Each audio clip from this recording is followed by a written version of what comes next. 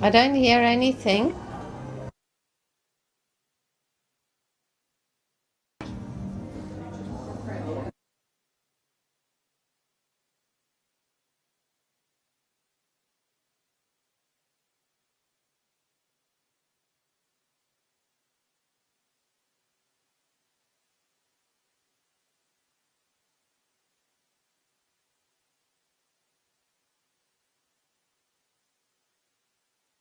Working to English, right? It's working Yes. properly. Okay, Okay, thank fine. you.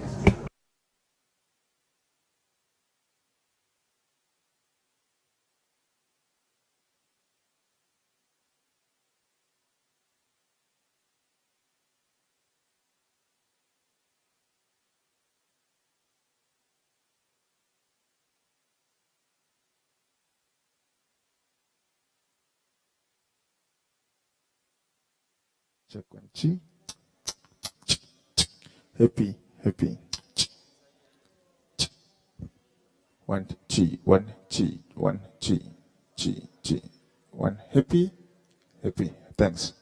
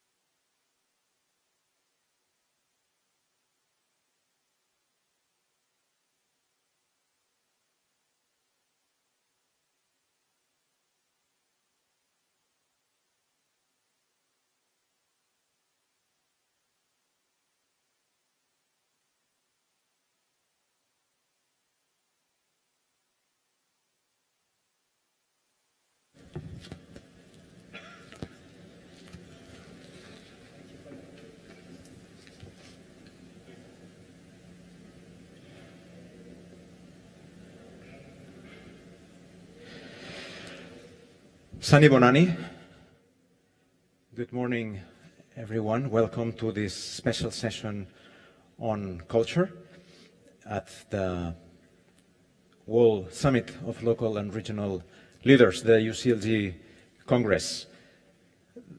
This session is organized by the UCLG Committee on Culture, which was set up in 2004, now 15 years ago, in order to improve the knowledge and to foster the exchanges on the place of culture in local development. Our work is guided by a declaration, the Agenda 21 for Culture, and its practical toolkit, Culture 21 Actions. And we are very pleased to have grown a lot within UCLG in this 15 years. Today, the culture discussion, the place of culture in sustainable development, is gaining momentum. And this session is a very good opportunity to share with you where our cities, the UCLG cities that are leading our debate on culture and sustainable development, what they do, what concepts they use, how they interact with civil society. It is also a good moment for us to listen to the civil society, and this is why we have invited the International Federation of Libraries to be in this session with us. And we expect this session has two very concrete outputs. One is a manifesto. All the special sessions in our Congress, UCLG Congress, has a conclusion, which we have called a manifesto. The draft manifesto has been printed, and it is on the table at the right side of you. So you can have a look to this draft manifesto, and if you have comments, please come to us, and we'll be happy to receive those comments. And it is also important for you to know that there will be another second output of this session, which is a UCLG strategy on culture. We in UCLG, the work of culture in UCLG is becoming more important, and we need something like a long-term strategy. We are elaborating that strategy, and all your comments, all the contents of this session will nourish this strategy, which will probably be approved in half a year time, in the next Executive Bureau of UCLG. Let me introduce the speakers today. We will have the Deputy Minister of Cooperative Governance and Traditional Affairs of the Republic of South Africa, Obed Bapela, with us, taking the floor first. We will also have the co-president of our committee, Catarina Vaz Pinto, Vice Mayor on Culture of Lisbon.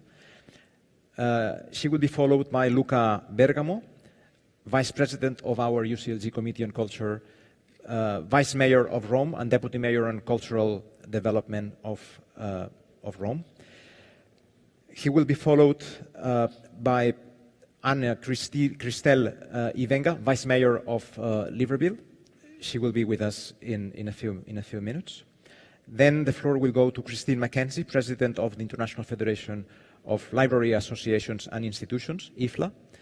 And last but not least, I will give the floor to Marc Villarrubias, Director for Cultural Cooperation of Lyon. We will also have a good time span for you to observe, comment, ask questions, and inter-exchange with the panelists. Let me excuse the presence of Farida Shahid, member of UCLG Ubuntu, former UN Special Rapporteur on Cultural Rights. Important issues related to the organization that she runs in Lahore have prevented her to be with us, but she sent her presentation, written presentation, and this presentation is available for you. We will upload this presentation to our website, and she feels really bad for not being here with us, and she asks you to accept her apologies. Deputy Minister, the floor is yours for your presentation. We are extremely honored to have you with us. Please take the floor. Thank you. Thank you very much, the moderator of the program, and also to my fellow panel members. Good morning, everybody.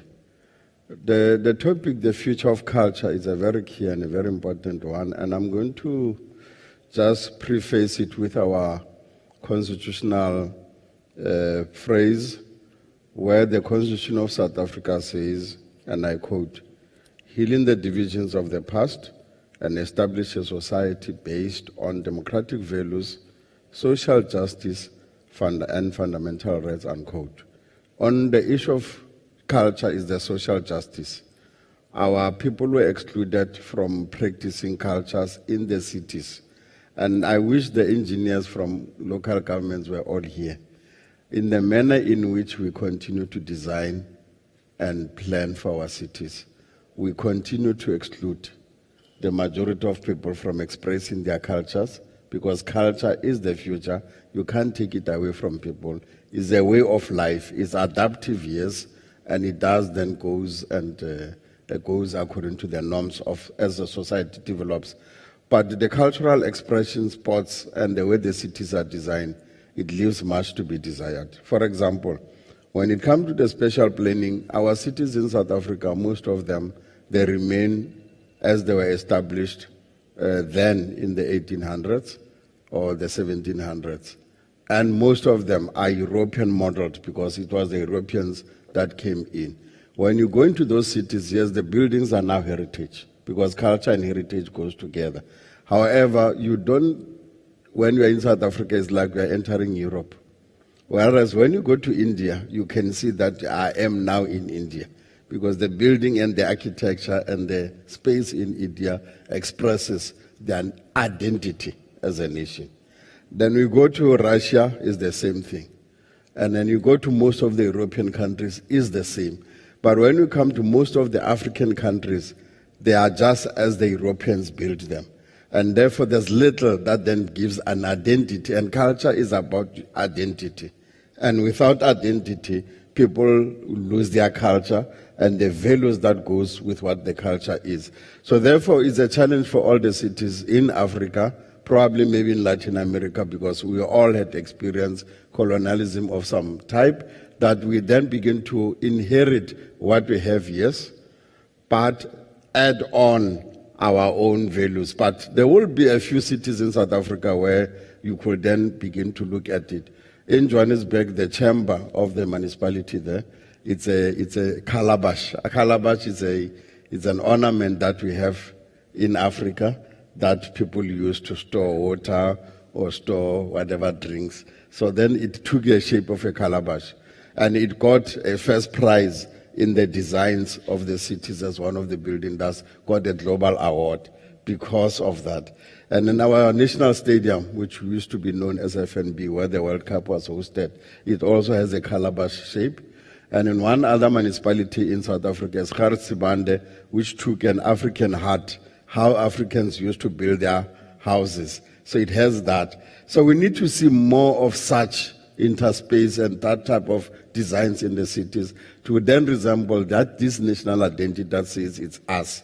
And therefore, but unfortunately, I can only mention 2, 3, 4, or 5, but majority of the buildings are just as the Europeans build them. They're Eurocentric, unfortunately. And I think that national identity is missing in most of the African countries. I've visited almost 48 countries, is the same. Then in addition, South Africa then is beaten by other African countries. We have what you call the market squares. When you visit the cities, you know when you want artifacts, local paintings, whatever, clothes, ornaments, there's a square that will always get in the cities. But in South Africa, you'll struggle to get a square where everything that is African artifacts locally produced by men and women in the rural villages bring into the cities is missing. And the president, when he was addressing the State of the Nation, he did mention and say, let's build new cities in addition to the current cities that we have. But please give them the African identity as part of the cultural value system that we need to continue with it. But also, please, like other cities in Africa, let's have market squares where a huge market is then established where locals can just bring whatever ornaments and come and sell. It's part of the culture. But then we also have a situation where we then say, can we therefore begin to look at other identity forms on our designs and building of the spaces? Then the second issue that I just want to touch before I go towards conclusion is when we design museums and in the libraries, what you get, unfortunately, you don't get locally produced or written books in the languages of the people of those particular areas. And therefore, and on the issue of libraries, when you visit our libraries, mainly it's English books. Very few of the books that are written in African languages. We need to then begin to say, the libraries must source the material. The material is there, it's all over, but it's not in our libraries. So municipalities must therefore make sure, therefore, that as the depositors of heritage centers and museums and libraries, we need to have. And in the design of sports facilities and then the theaters, also design them in such a way that any activity that expresses culture can find itself there. But unfortunately, the theaters also are designed just for Eurocentric. And then when you look at the sports facilities, it will be soccer, rugby, and so forth. The indigenous games of the people are missing in the city sports. And that is culture itself to say, these are the indigenous games that we want, and then why they don't have playgrounds of such designed, or even in the parks, integrate your parks to have also those indigenous games in the parks, and not only have children playing areas alone, but children must also find other playing that then begin to express culture itself. And we found that in a lot of the cities, particularly in the African context, it's missing. So culture, therefore, is not just the words. The culture is not dance and music alone. It also wants a geographic space that it can be expressed. And with the population, which is said to be, it will be by 2050, 70% of our people are going to move to the cities. We need to then begin to have such designated spots so that they can continue with their culture. If you don't, they'll invade any space and continue doing their own cultures. It will be messy. And then people will start bringing bylaws, and the bylaws are unfortunately discriminative in many respects. And that is the last point that I wanted to say on the bylaws. A lot of the bylaws in South Africa have not been reviewed fundamentally.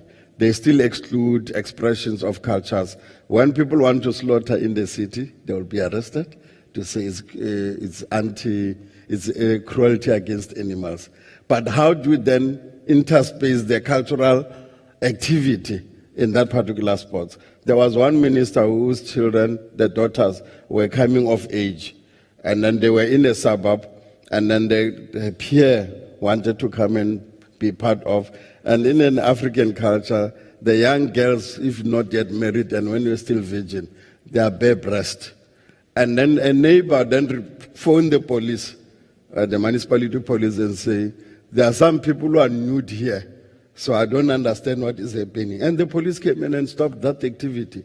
But it's a culture right of the family in that particular area. But they were quoting laws that were created in 1800s, some of them in the 96 during the apartheid. Because we have not reviewed these laws as municipalities, we then have to look at that to say, how do I commit culture in that way? So let me just stop here, and then one will interact with the questions later. Thank you very much. Thank you very much. I think that... Thank you very much, Deputy Minister. You have given a wonderful speech and fully meaningful to our previous discussions. Thank you very much. Now the floor will go to Catarina Vaz Pinto, Vice Mayor of Lisbon. Catarina, what are the cultural policies in Lisbon? Does the expression leave no one behind and the expression leave no place behind say something to your policies. Please take the floor. Yeah, good morning, everyone. It's a pleasure to be here in Durban. Yes, of course, this is really what we are trying to do in Lisbon, is to leave nobody behind and no place behind. And so we are there, our team is there for 10 years already now, and this means a lot in cultural work because it gives you a sense of stability that it's very important. And since we are in this, with this task, leading the city's culture field, we always consider culture as a fundamental factor for development and as a tool for social cohesion and development. We see cultural sector as an ecosystem with a multiplicity of stakeholders, both private and public, and the municipality as one of the main pillars of this ecosystem. So we've always identified with the principle of Agenda 2010 for culture. I think you know all about what it is. This is what the main document on cultural local policies produced by UCLG. And Lisbon has been a pilot city for this program between 2015 and 2018. And it was a very important experience because in our development, our local policies, we always thought that we should adopt the principles of the agenda because it provides you with a very clear, practical and systematic model for implementing these local policies. And it's also a very useful tool for organizing and implementing the ecosystem because promoting culture as a value in itself and as a dimension of all of all the other areas of development, as the Agenda 21 for Culture argues, it's also a way to look into your cultural sector itself, to build all the relationships with all the stakeholders, with all the artistic and cultural agents, but on the other hand, also to relate in the municipality with all the other departments of your municipality, from the environment, education, planning, and so on, and also with all the other stakeholders in the city. So for those of you who are not yet in the Agenda 21 for Culture, it's really a very important instrument. So this is the conceptual framework, and in the practical how to implement it, it's more difficult. And so we work mainly the following aspects. On the one hand, the requalification of the municipality's own performance, both on delivering better contents, artistic and cultural contents, but also on the management side.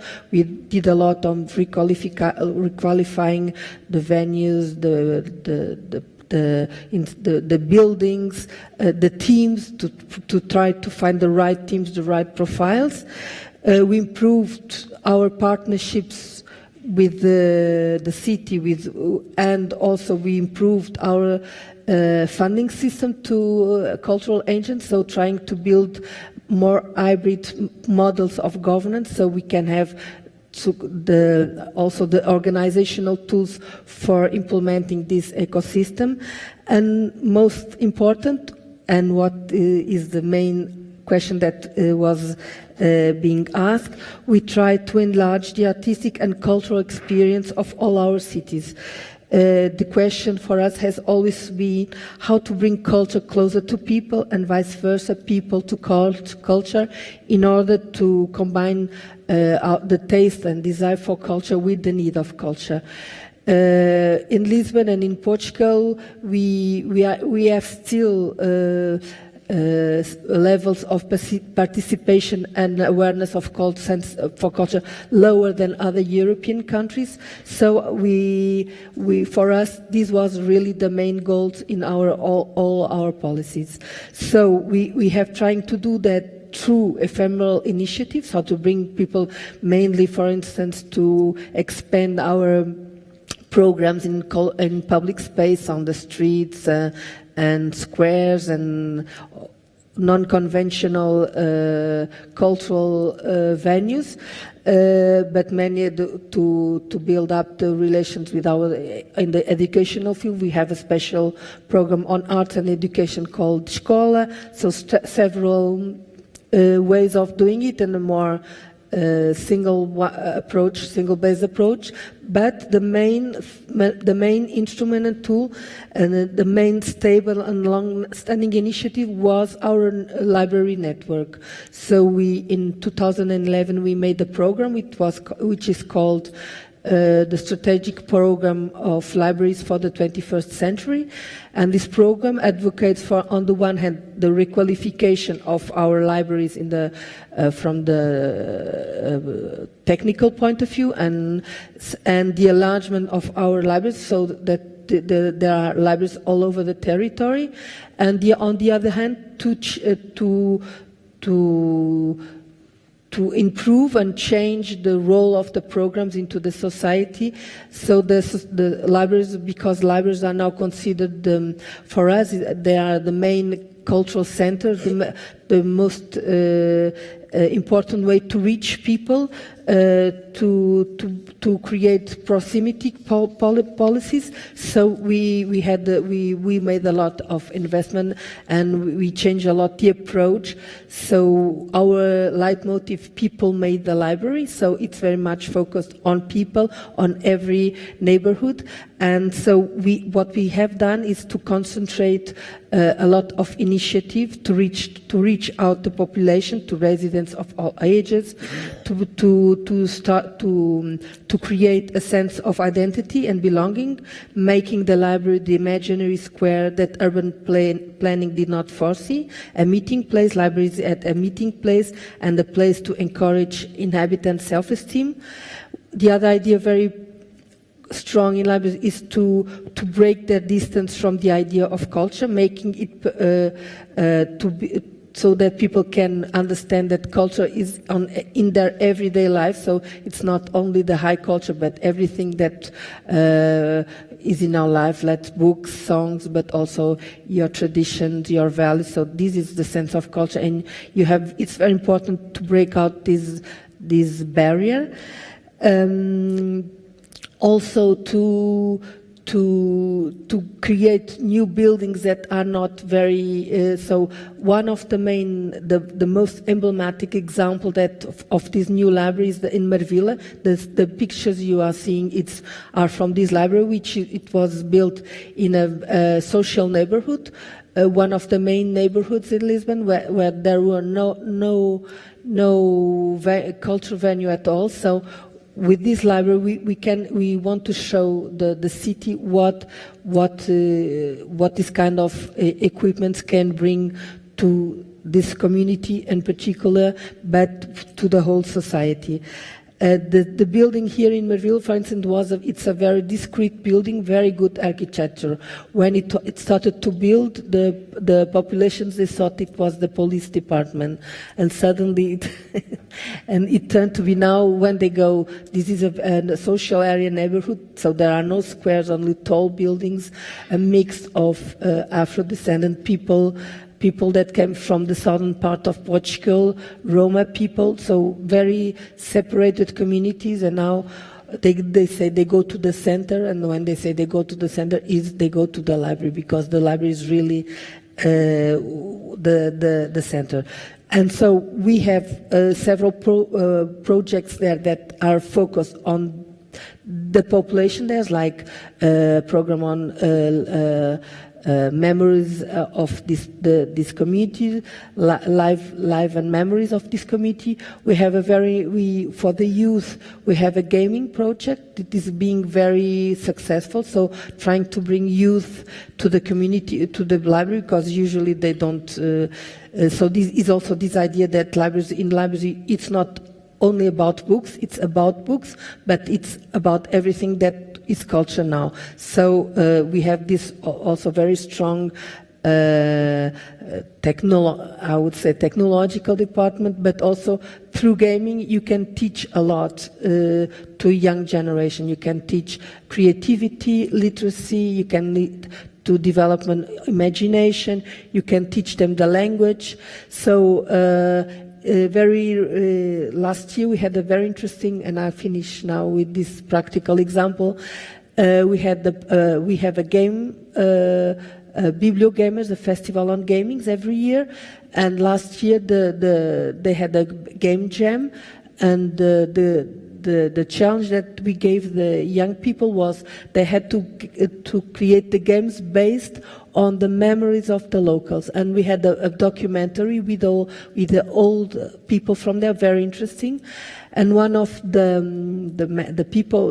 persons was saying, no, when we were kids, we liked very much to go jump to the river, and we were having a lot of fun being naked because we would run from the police because the police was coming after us. Because we could not be jumping naked in the river. And when one of the games was the game of the naked boy. So it was very interesting how you can build these intergenerational links in a library, in a place where no one, where these kind of things didn't exist before.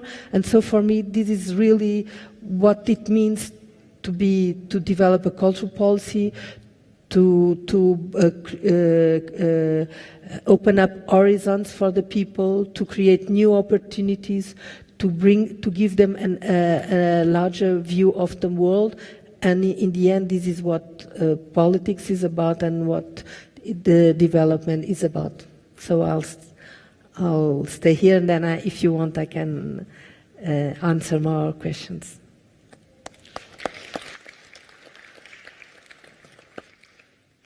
Thank you. Thank you very much, Catarina. Thank you very much for this great presentation. Thank you. Obrigado. I will now give the floor to Luca Bergamo, Vice Mayor and Deputy Mayor for Cultural Development of Rome. Luca, are the sentences "leave no one behind" and "leave no place behind" meaningful for the cultural policies of Rome? You asking me because you know it. They are at the basis of the cultural policy in Rome. But in order to explain it, I'd like to drop on the table some few things that are really political to some extent. The first one is, it's very hard, but anyway, what do we mean by our point of view when we use the word culture related to policies?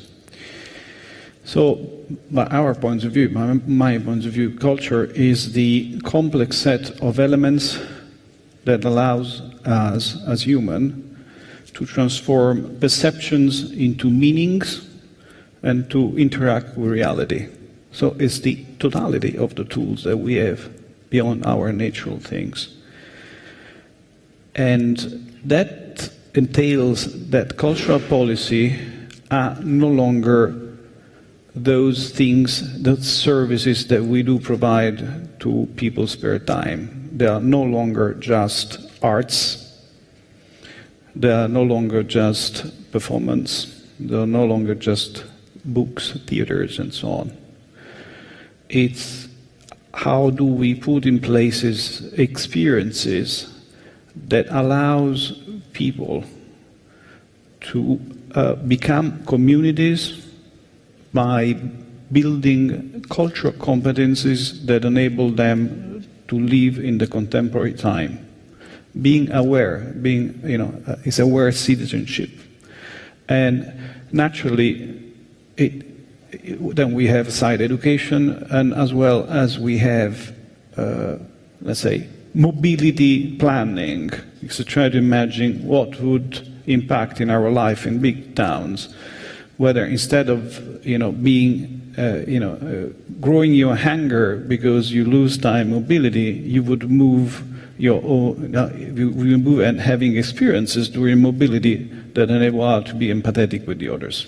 So we look at cultural policy by this angle, and naturally that has implication related to the context, and the context is a very large city. Just for you to have a rough understanding, the geographical area on which Rome is expanded is 1,200 square kilometers. So it's 1,200. And is inhabited by 2.8 million persons.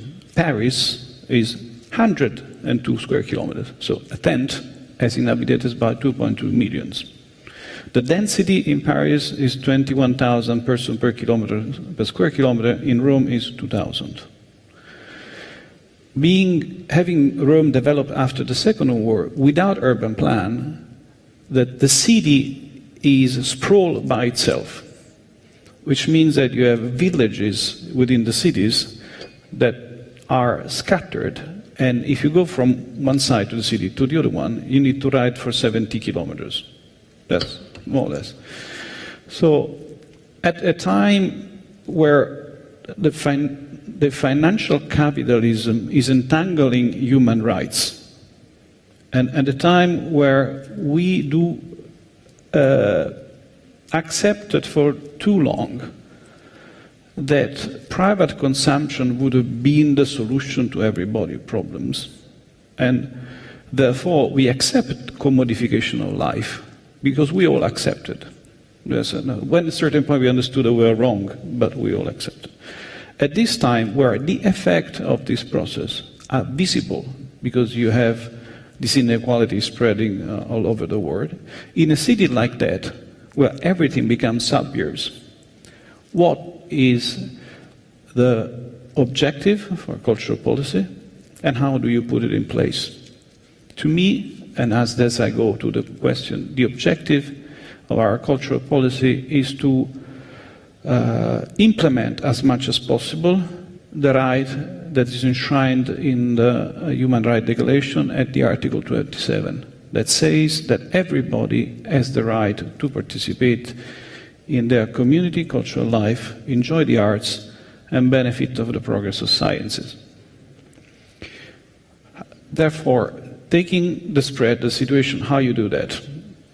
We have a vast set of cultural institutions.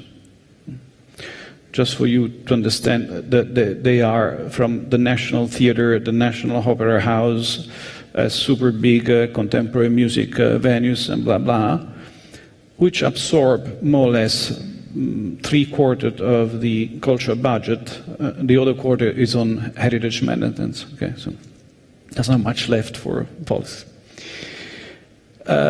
Among them, we have a very strong and at least, but at the same time, not so much understood, value understood, public library system. So the first measure we did was to put the public libraries at the core of the institutional system, because the public libraries are the only premises that are distributed everywhere. They're not everywhere, but they're much better distributed than cultural institutions, because cultural institutions, by history, they were born and stay at the heart of the city, because they were the places for the elites. The second thing was forcing the cultural institution to understand that their work is not to market themselves, but to reach out. So their strength, that derives from their being at the core of international cultural production, is not to generate services within their premises, but make use of that function to provide cultural opportunities far. So we came out with something that is, we call it Opera Camion, which basically is putting an opera on a truck and bringing the opera in the suburbs. But we bring the opera in the suburbs for free, naturally, on squares, and the squares are always the closest possible to the public libraries. So while the people discover operas, at the same time they discover public libraries, because the public libraries are open at the moment. And along this way, we had, as an example, a quite good science festival. And by the way, if you go back to the initial definition, science is part of cultural policy. Science promotion is part of cultural. It's not just humanities. And we worked so involving the wide compound of research institutions that are in the capital, which is 50% of public scientific research in Italy, to transform that festival in one place things in everywhere. So we have a season of cultural science promotions, which involves almost 2,000 events for 3 months. Most of them are in the public libraries. That's naturally is not the totality of the cultural policy. But the spirit that's behind is embodied in everything. One of the challenges, I don't know how long I have, just to go quick, but one of the challenges with Rome is that Rome has a massive cultural heritage and is identified with the Colosseum. So it was inheritance. It's the past. And on that identification, previous government forced city development around tourism. But the tourism is killing the cities. Massive tourism is destroying the cities.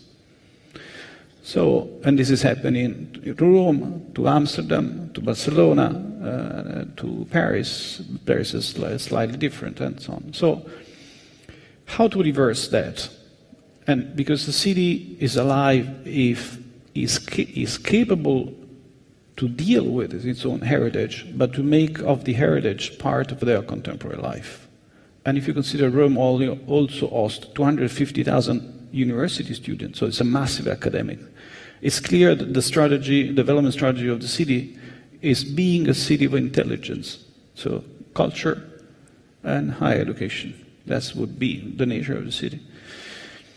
So we, then I'm finishing, sorry, George, sorry. Yes, I'm finished.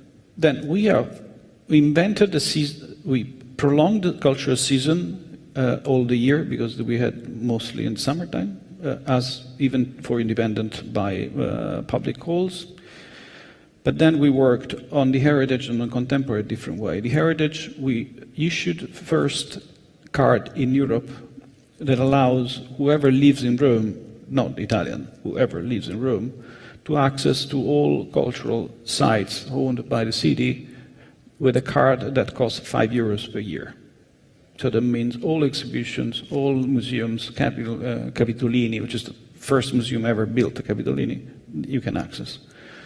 And at the same time, we brought into these sites contemporary, as much as possible. So museums by them tend to be lost.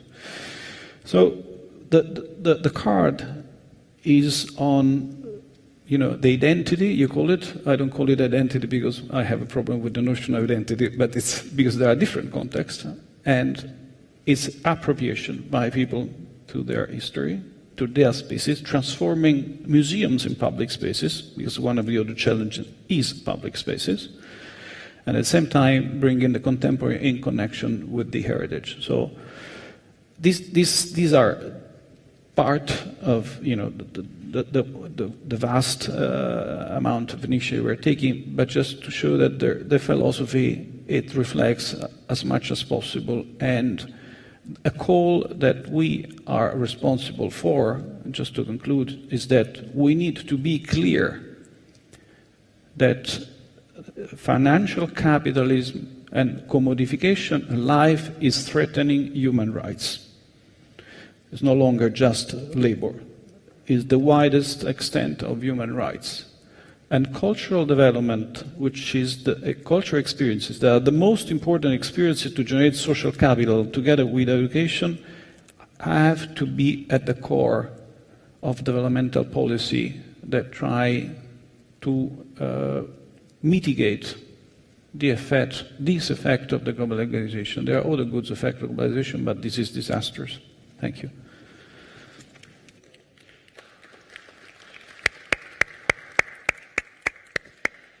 Thank you very much, Luca. Grazie. I'm sure that you will share with me this feeling of vertigo, because I'm sure you had many questions for the Deputy Minister, then a few more questions to Catarina, and now another set of wonderful questions for Luca. But let me also say that this feeling is mixed feelings with proud, because the three of them gave wonderful conceptual and practical examples of their work. But we have to wait for Christine McKenzie and Marc Villarrubias to take the floor first before you raise your questions. Christine McKenzie is the president of the International Federation of Library Associations and Institutions, IFLA, and we have two questions for her. Why libraries are important for local development? What narrative you use? And also what IFLA is and what role IFLA is playing in this global conversation on culture, to which UCLG also tries to boost, to have a more prominent presence in the global conversation on development. Thank you very much, Christine. Jordi. I'm delighted to be here to talk about libraries. As president of IFLA, I don't usually speak at conferences in T-shirts, but I was hoping that this one might catch your attention. And the three speakers before me have done such a wonderful advocacy role for libraries that I feel like my words may be redundant, and so thank you all very much. And it's heartwarming to hear the support that's coming from politicians for libraries. Libraries Change Lives is a very successful advocacy program that's being running in Victoria, in Australia, where I'm from. And basically it's telling the story of how people's lives are changed by using their local library. One of the reasons that I stood for IFLA President is the desire to ensure that IFLA is best able to support new ideas and new forms of collaboration as a means of tackling major challenges. Another reason was the IFLA Trend Report, which was put out a few years back and which looked at the key evolutions and emerging issues which would not only transform societies and of course cities, but also the abilities of libraries to serve them. We looked at the transformation of access to information, education, privacy, democracy and technology. This work only strengthened my belief that we need to work internationally and to work together to share ideas and responses. But one of the areas that wasn't tackled so much in the Trend Report was culture. So faced with the questions posed for this session, I started to think about the key challenges associated with the future of culture in the city and, of course, how libraries can form part of the policy response. A first challenge is whether culture is individual or collective. While this is hardly a new preoccupation, Robert Putnam's work on social capital was built on the concern that despite more and more people living in towns and cities, there was less and less a sense of community. Yet, with the growing ubiquity of smartphones and concern about the degree to which technology can segment and isolate people, it seems clear that we need ways and places to bring people together. We've seen a lot of interest in the library field recently in the idea of libraries as social infrastructure, and I think some of the examples we've just heard about really illustrate that. They provide the setting and context for people to come together and form the bonds that make places resilient and successful. Indeed, libraries are often the only free-to-access indoor public space in any community, and so can be powerful generators of social and cultural capital. A second challenge, closely linked to the first, focuses on whether culture is exclusive or inclusive.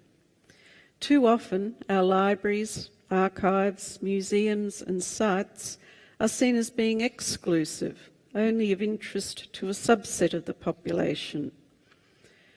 This can threaten our own legitimacy and also risk missed opportunity to bring the benefits of culture to all. Libraries, and in particular public libraries, have a very strong emphasis on universality. In a couple of weeks, we'll celebrate the 25th anniversary of the UNESCO IFLA Manifesto for Public Libraries, which emphasises how these institutions should provide a truly universal, equitable service in support of the educational and cultural fulfilment of all members of the community. Libraries are increasingly carrying out successful outreach in order to engage those who might otherwise not think of coming to us. In my former professional life, I was the public library CEO of a library system in the northeast of Melbourne. And we offered many cultural programs that people don't necessarily think of as something that libraries do. We had performances by the State Opera Company. I thought we might have been one of the few. And the Ballet Company.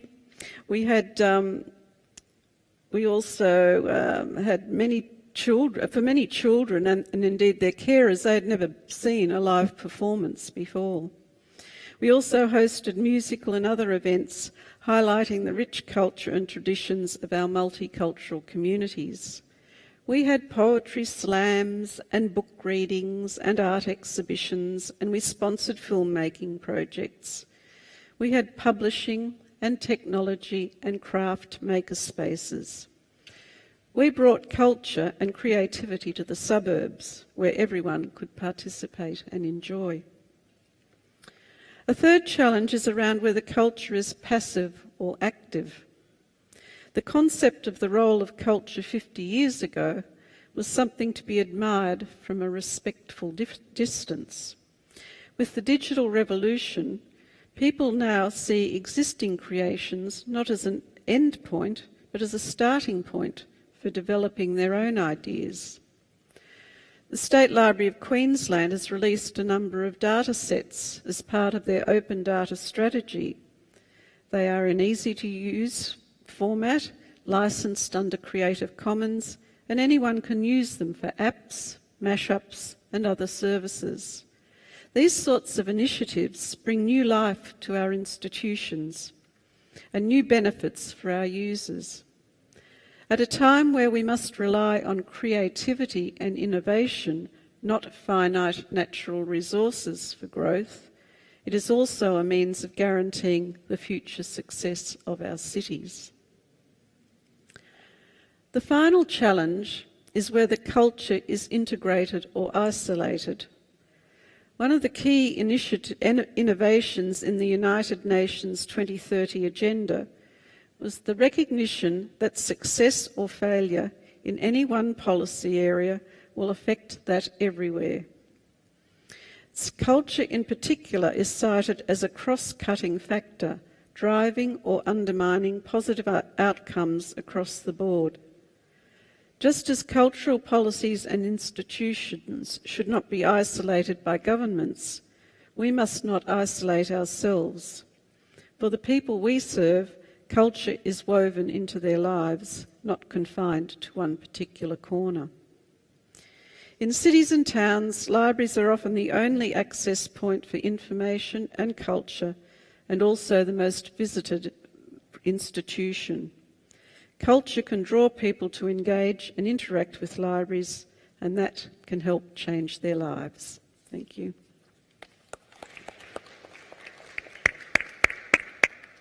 Thank you very much, Christine, for this excellent presentation. Thank you very much. Now I will give the floor to Marc Villarrubias, Director for Cultural Cooperation of Lyon. Lyon is the winning city of our award in 2018 with the project, the Charter of Cultural Cooperation. And Marc will give a presentation on the Charter of Cultural Cooperation, but he will also introduce as a world premiere a video elaborated by Leon on the role that culture plays in a city. Marc, bienvenue, you have the floor. Ok, merci Jordi. Je vais m'exprimer en français. J'espère que c'est ok pour tout le monde pour la traduction. French. I'm responsible for a mission which is called Cultural Cooperation Mission in Lyon. And we received the UCLG prize last year, for a tool of the Charter for Cultural Cooperation, which we try to resolve problems through in our territories. So we had applied as a candidates, and we did it already twice before, and it was very inspiring for us to think about the UCLG Congress UCLG did things and tried to find solutions by mobilizing culture in our lives. My feeling is that all our cities are the same. They all resemble each other, even though they have many differences. There's many similarities between our cities.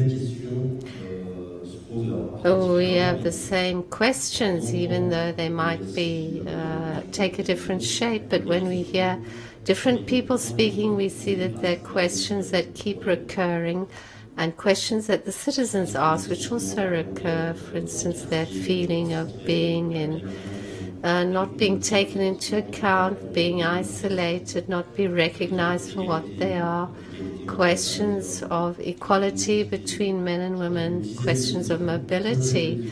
I think there's about 10 or 15 questions that keep coming up in every city, even though they're expressed in different ways.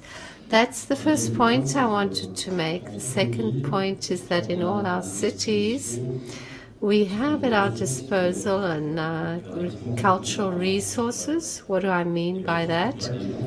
Well, they are the resources of people and communities who are on the territory, history, memories, intelligence, capacities. Memory and the history of our territory is very important, because the history of the community is usually much older than the people that are living in it currently. So we see how they went about building the city. And then we have cultural establishments like libraries, events, museums, festivals, which are also heritage. And then there's other resources with creative people like artistic leaders who can also propose a different vision of the world for us. So our charter wishes to mobilize all these resources in order to find, through the citizens and civil society, the answers to our questions. So I suggest that you look at the little film that we brought out. It's a little film that is quite simple, but which can say what is the city, what is sustainable development in the city, what is culture, and how can it intervene in this process. And then if I've got a little bit more time, I'll tell you what our Cultural Cooperation Charter really is all about. Thank you.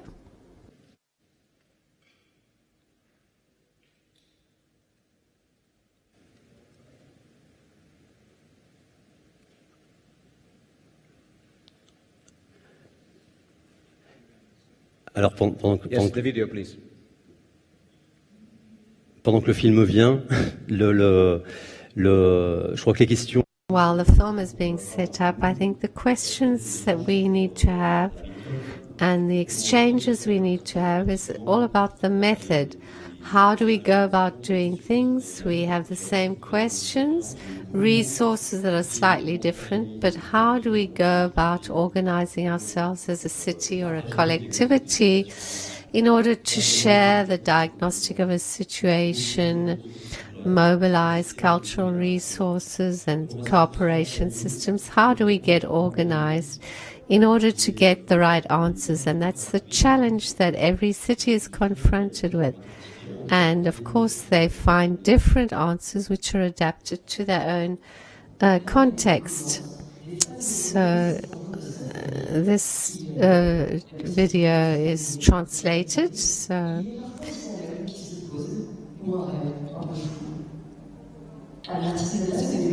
craftsmanship develops and there's trading within the local area. Other men and women arrive, space and knowledge are shared.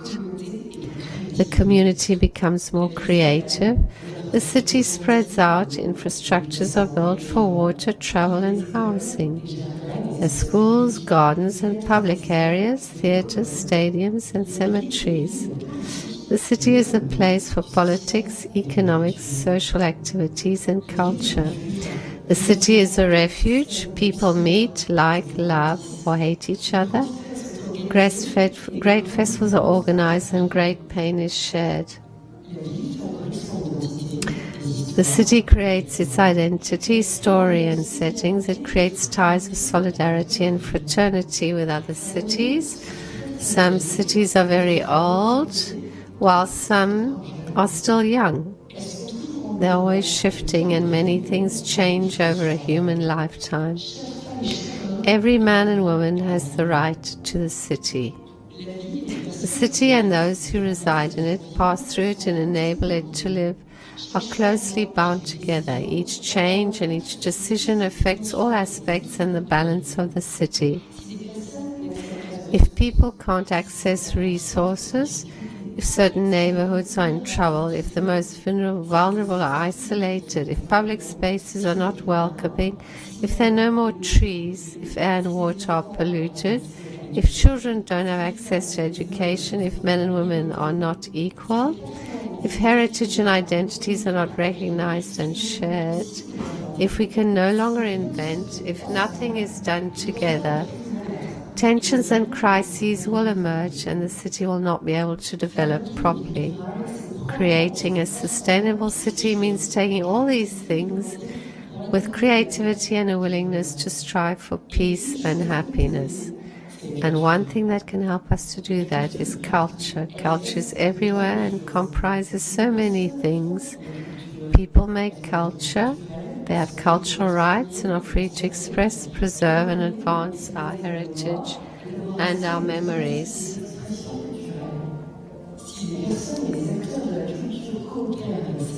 If cultural players cooperate with those who create the city, it creates something huge, unique and very powerful.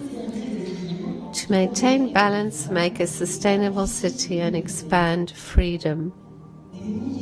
Thousands of experiments in cities of the world over show how culture, creation, heritage and knowledge can hasten the transformation of neighborhoods. Success at school, inclusion, awareness of the environment, recognition of communities, writing and sharing a common story, cooperation, citizenship, freedom and peace. Large-scale objectives are shared worldwide to help actions, such as the United Nations Sustainable Development Goals, UNESCO Convention on Cultural Diversity, or the UCLG Agenda on Cultural Diversity. These large-scale objectives must also be our objectives and can be adapted to each of our cities. Hundreds of cities have chosen culture, creation, heritage, and knowledge in order to accelerate these objectives. Lion has drawn up a cultural cooperation charter to create a sustainable city, involving, among others, music, opera and dance, electronic music. 28 cultural establishments have signed up, showing the power of culture for the city and its residents. What about your city? What is the relationship between culture and sustainable development? Let's connect.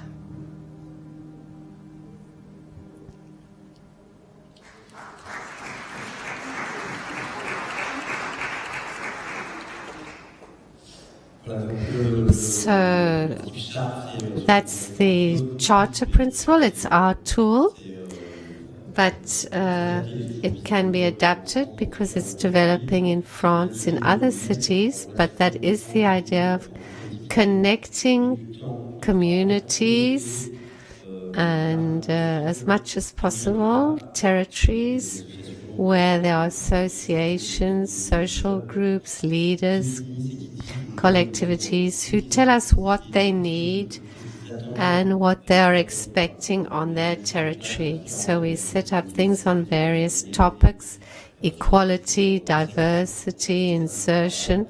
So we have workspaces which define a certain orientation over a number of years. And we say you, as an archaeological service or library, opera, museum or electronic music festival, everything that we have at our disposal, what could you mobilize? What is your ability and skills that can be used to help find questions that civil society and the inhabitants have asked? So that's the principle of cooperation that we have now integrated into a commitment framework. And this has been developed in Lyon, in our very big city, with 15 communes that have also joined in, and other big cities are following the same principle. Thank you. Thank you very much. Now it is your time. I'm sure that you have questions, comments, or observations. While you think your questions and comments, we will have 10 minutes for this. Let me also say that later today in the hub there will be Imanol Galdós from Donostia at 5. Tomorrow in the morning there is several speeches on culture in the Right to the City town hall track of UCLG, and later in the heritage, in the assembly track, there will be several speeches also on the place of heritage in local development. And last but not least, we will have Valeria Marcolin explaining the Creative Mobilities initiative tomorrow at 3 here in the hub. So this is not the last session in which you will hear our speakers on the place of culture in sustainable development. Now the floor is yours. Is there anybody who wishes to do a comment? There is one comment here. Is there anybody else wishing to speak? Yes, second over there. Yes, please, 30 seconds. Good morning. Say who you are. Good morning, bonjour. My name is Fiso. I'm from South Africa. My question to the panelist is, whilst I've heard everything that you've said, but can you define or explain further in terms of the new culture that is coming? We through the social media, we are able to learn things which are happening in other countries. You can live in another country, but whilst you are within your country, you know, but also how to ensure that then the cities become so more than that they are relevant to the current technology as an enabler for social interaction. Okay, good. Thank you very much for your question. Yes, please. Morning. Thank you, Chair. My name is Kumbuzo Mtembu. I don't have a question. I have a comment for the Deputy Minister. I'm an architect based in Durban, and I like how he spoke about architecture expressing culture. And for many times, we've had culture being pushed out, Deputy Minister, to the rural areas. And I like that you are talking about spaces and buildings expression that have to happen in the city. And seeing that urbanization in 2015 has surpassed 40% in Africa. Most people are moving into the city, and definitely we have to do something about space in the city. And therefore we have to start looking at our bylaws in the city. I know it's a tier of government lower than national in the municipalities, but we have to actually start doing it. Yeah, thank you. Thank you very much. Is there any other question? Yes, another question here. We're going to close this round. Is there anybody else wishing to? Thank you. My name is Abraham Jusu Ganyo, the Deputy Mayor for Monrovia, Liberia. Thank you, the presenter. My concern basically is regarding to the promotion of a public library concept in countries to avoid negative conceptions of the people, especially in providing space. You didn't expand on the methodology and the strategy to doing that, because in my country, most of the area people live in a swamp, and then if you go to ask them to leave and come this way to provide some environmental and social areas or recreation area, they complain. And if you move them without no solution, then of course they move into another area and they're continuing to live in the slum. They don't find it necessary to doing that. And in terms of the public library institutions, yes, we don't have many, we just have few, because we have just come from war. And so I just wanted to know what the strategy should my country adapt to such a proposal that you are submitting. Thank you. Okay, thank you very much. Very good question. Let me give the floor to Mariana Flores from City of Mexico. Mariana.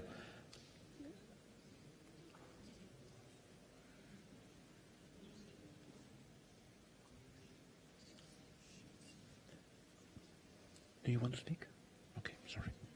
Thank you, Jordi. Just one word to say that, well, first of all, it's great to see that people and cities that have participated in the Mexico City UCLG Culture 21 Award are here. And that, I mean, looking at this video, this is what we think, and correct me if I'm wrong, Jordi, but when we think on giving the prize to a city, this is like the kind of things we want to see somehow as a result, and you, cities and local governments becoming these ambassadors, not only of culture, but of the prize of UCLG and the efforts we are doing to position culture as the fourth pillar of development. So it was really exciting to see that, so thank you.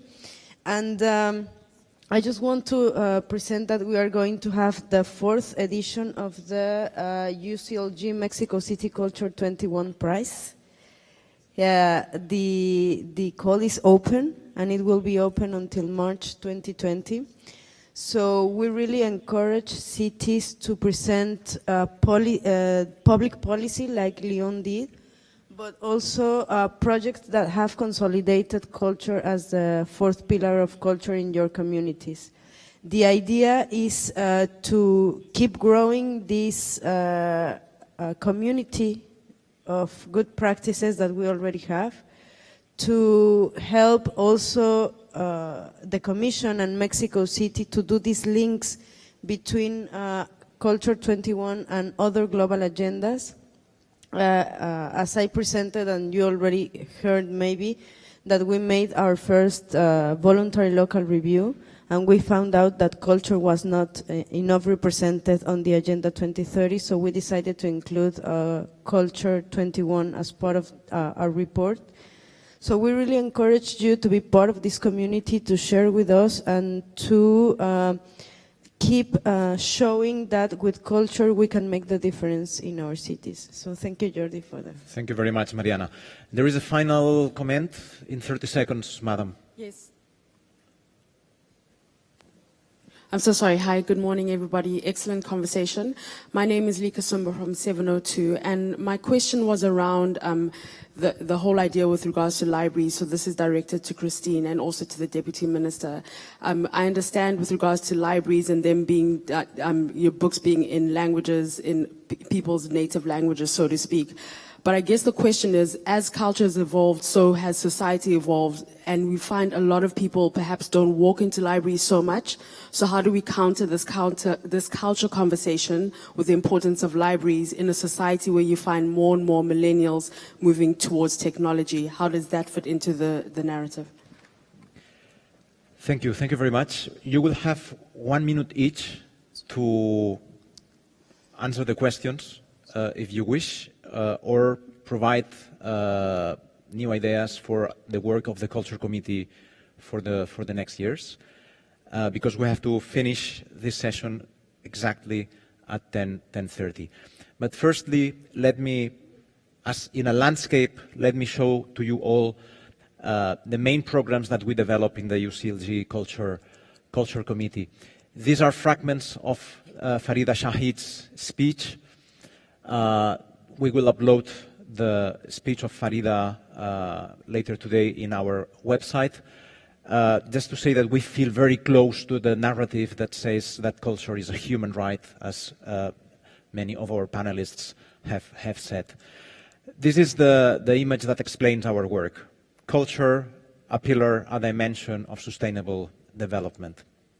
This is our key document, Culture 21 Actions. And we have a summit every 2 years. We have the award, the call is open, winners, personalities and cities. We have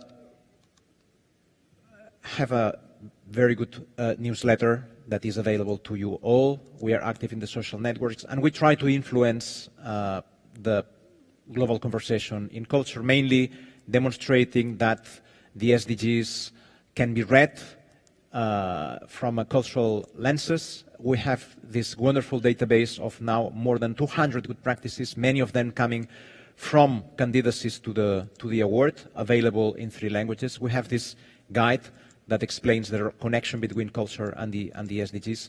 And we have a set of capacity building programs, leading cities, pilot cities, Culture 21 Lab, and the 7 Keys, which is a new program that will explicitly support cities wishing to relate culture to the SDGs. We are open to your suggestions. And now, to conclude, Deputy Minister, in 1 minute, what are the conclusions of this session?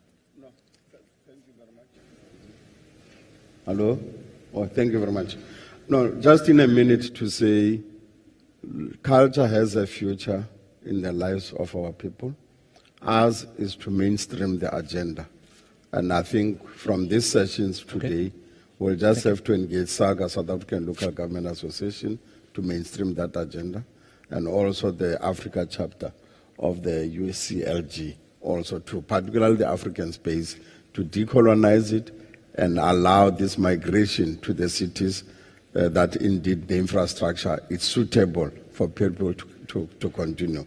Secondly, culture and human rights definitely agree, and that's why we're embarking on an agenda now to say what are the practices that are cultural, that are discriminatory, and those that are violation of the human rights. Indeed, we're working on those particular issues, and we'll do. And lastly is to continue to mainstream culture, music, arts, and everything, and then begin to go to the patent of the goods that are cultural, that are now beginning to be in the markets, like Louis Vuitton is now taking blankets of the Basutos, and then they are now making a lot of money, and yet when you go to Lesotho, people remain poor, and yet their cultural artifact is making it big. And we then have to also begin to use sport to express culture, because karate started as an indigenous game in China and today is a global sport. Wrestling started as an indigenous in Japan and today is global. And there's a lot of such games in Africa that we could also begin to take to Olympics and an Africa game so that they can also be part of the world that is uniting and then a world that is becoming global. Thank you very much. Thank you very much. Thank you very much. Katarina. Just to finish, I think the vision is there, the conceptual framework is there. The challenge now is very much how we can change our governance systems in order to put all these ideas into practice, because I think some places, some cities are already doing a good work, but I think it's still a lot of work to be done and a lot of political commitment to be achieved in order to put this vision into practice. Thank you very much. Luca.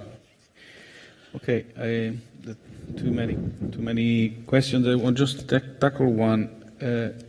You mentioned digital things. I think we are witnessing a long history, two phenomena that comes together. One is urbanization, and the expansion of urbanization, which is isolating people, and the digital consumption, which is isolating people, despite it puts all together. So how do we deal with these things? Because there are two massive phenomena that we are not able, probably not willing to contrast. I think that we have to counterweight that. And counterweight is a relationship between the urban area and the rural area, which is a massive challenge. But the other one is the public space, is how you really enact public spaces where people then come together, despite generation, beliefs, colors, and whatever. Because the society is fragmenting everywhere. This is everywhere like that, and is extremely risky. So public libraries, to this extent, if they are not conceived of, the sites of the book, they are no longer the sites of the book. They are cultural hubs in wherever they are an essential public space. Now, the one question on challenge behind is that they are a cost. So then that implies a state or whatever the community behind, because in order to run, they have to have means to do it. A lot can be done by voluntarism, but there's also not enough voluntarism. So public spaces requires public spending. That's to some end. That's one of the challenges that not easy to solve. Thank you very much, Luca. Christine. I'll have a go at answering the three questions, but Luca, libraries are not a cost, they are an investment. I think the first question was around how can we promote, share stories of successful social interaction in libraries. IFLA has a website, the Library Map of the World, and there we have great stories about how people are achieving the SDGs through libraries. So that's one place that you might have a look at and share your stories. About the public library space and the issues around that, I guess to have a successful library you need two things. You need a really passionate and excellent librarian who really believes in what they're doing, and you need very supportive politicians. And without both those things, it's pretty difficult to happen. So that's where all the work around library advocacy comes in. And again, IFLA has a lot of material available to help people with library advocacy. And I guess just to add to what Luke was saying about attracting millennials, a lot of libraries do now have things like coding and offer programs that attract younger people.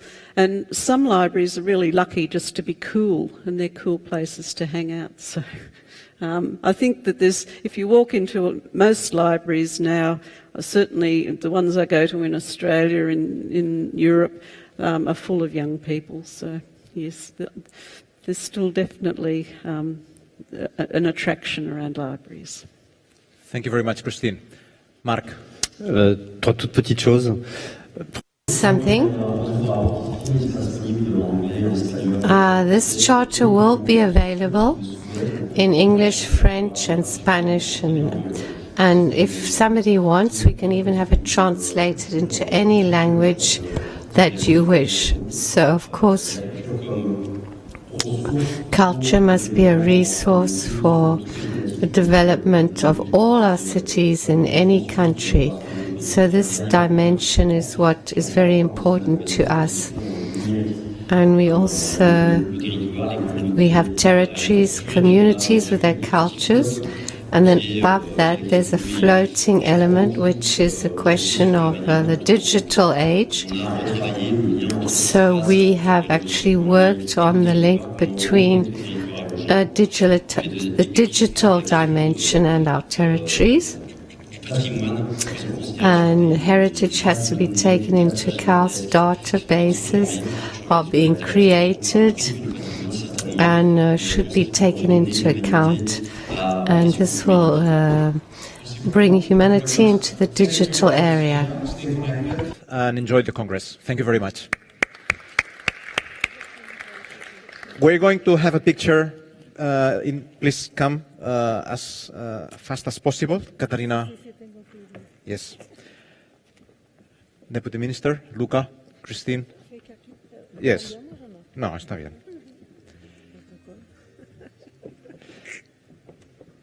Yes.